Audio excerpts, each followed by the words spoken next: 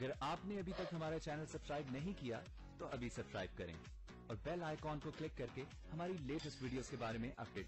अस्सलाम वालेकुम, हमारे चैनल में खुश आमदीद। मीना की तस्वीर अखबार में देखकर जहां उसके माँ बाप का सर शर्म से झुक जाता है, वहीं अब्दुल कादिर को एक नई उम्मीद मिल जाती है। अली की फूफो अब्दुल कादिर से रब्ता करती है और उसे मीना का पता बताकर मजबूर करती है कि वो मीना को आकर ले जाए। असल में वो मीना का कांटा रास्ते से हटाकर अपनी बेटी और अली का रास्ता साफ़ करना चाहती है, मगर उसकी बेटी तो विक्की के चक्कर में आती है।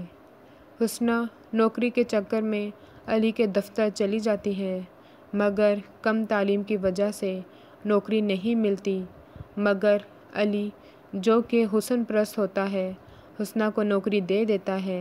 बिल्लू के वारे न्यारे हो जाते हैं कि उस आवारा और नकम्मे लड़के को खूबसूरत और कमाऊ हुस्ना मिल जाती है। अब्दुल कादिर ज़बरदस्ती मीना को अगवा करके ले जाने की कोशिश करता है, मगर मीना अब कोई गांव की जाहिल लड़की नहीं होती, बल्कि सुपरस्टार होती है।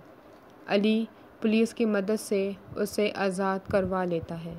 हमारी वीडियो को लाइक करें, शेयर करें और सब्सक्राइब भी।